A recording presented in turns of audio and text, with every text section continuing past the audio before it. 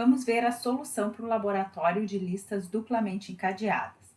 A nossa tarefa era criar um TAD, lista duplamente encadeada, com algumas funções. Nós já tínhamos prontos nos slides de aula a função para inicializar a lista, para imprimir, para destruir. Essa é uma função auxiliar para ler dados que nós já vimos na solução da última aula. Nós já tínhamos nos slides a função para imprimir invertida. A nossa tarefa, então, era criar uma função para imprimir produtos em ordem crescente de código e uma função para remover um produto com o código informado. Esse é o nosso header file, que tem as definições dos tipos. Nós temos um tipo para o campo de informações, para a parte de informações do nodo, e um tipo que é a estrutura do nodo, que tem as informações, um ponteiro para o próximo, um ponteiro para o anterior. Vamos ver a solução das funções, então.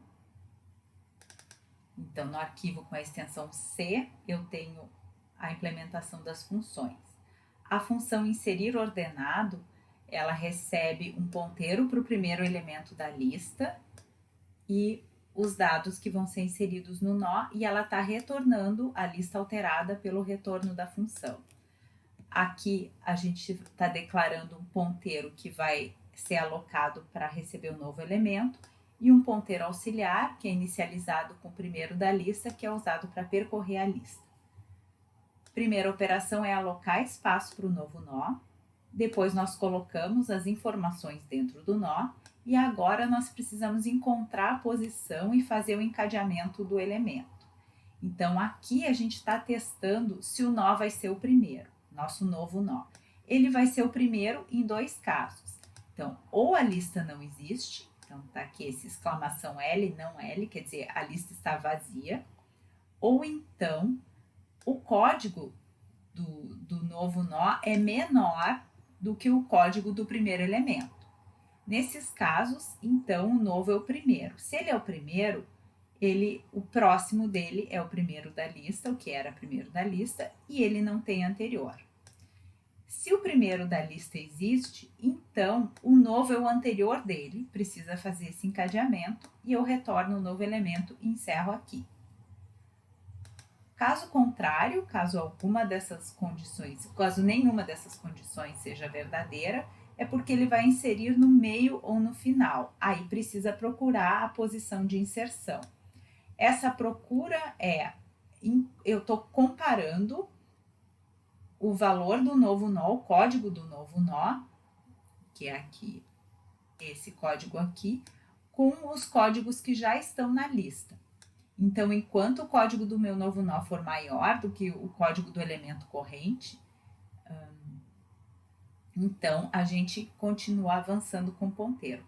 Vejam aqui que eu estou comparando com o próximo de ptaux, porque aí quando eu encerrar, ptaux vai ter o endereço do anterior. É mais fácil a gente fazer a inserção quando a gente tem o endereço do anterior, porque no caso do meu elemento ser o último da lista, eu teria perdido o endereço do anterior se eu estivesse comparando com ptaux, mas eu estou comparando com ptaux próximo.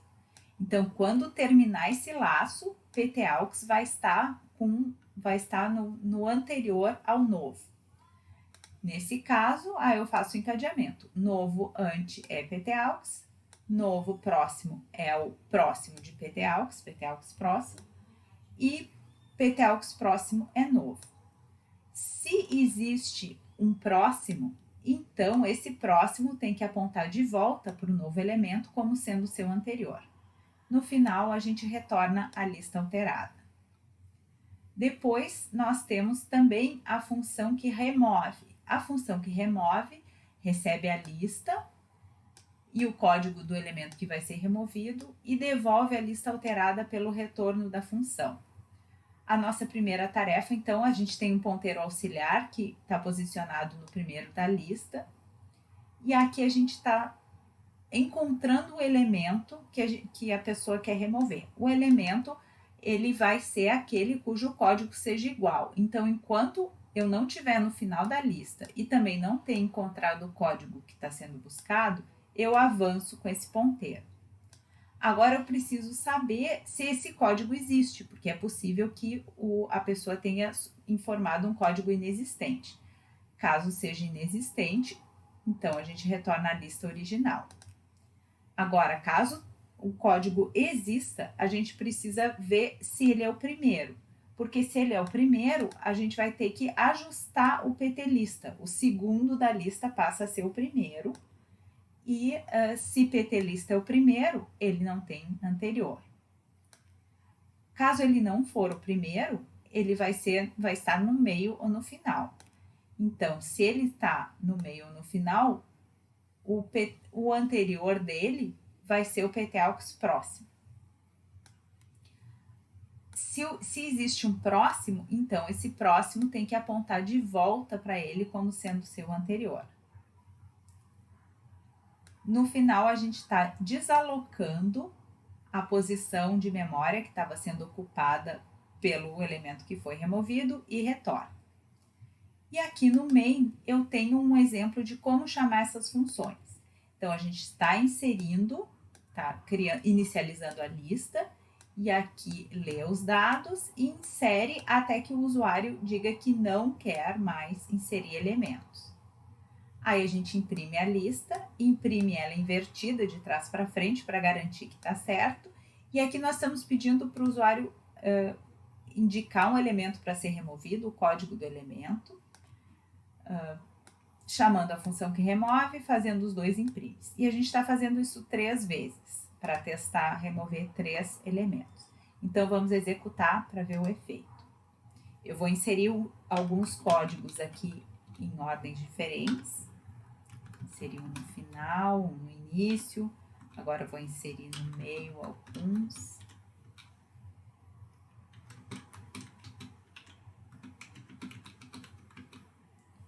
Não quero mais continuar. Eu tenho códigos 1, 2, 3, 4, 5 na ordem normal, 5, 4, 3, 2, 1 na ordem invertida. Vamos começar tentando remover um elemento que não exista. Vou tentar remover o elemento 6. Então, a lista permanece igual. 1, 2, 3, 4, 5. E imprimindo invertida também. Agora, vamos tentar remover um elemento do início. Tentar remover o 1. Removeu 1, ficou 2, 3, 4, 5. Vamos tentar remover, então, o elemento do final, que é o 5. Ficou 2, 3, 4 apenas. Depois, a gente está chamando a função que destrói. E os 2 imprimes, eles estão mostrando que a lista está vazia. Okay? Então, essa é uma solução possível para tarefa de inserir ordenado numa lista duplamente encadeada e remover um elemento com o código informado.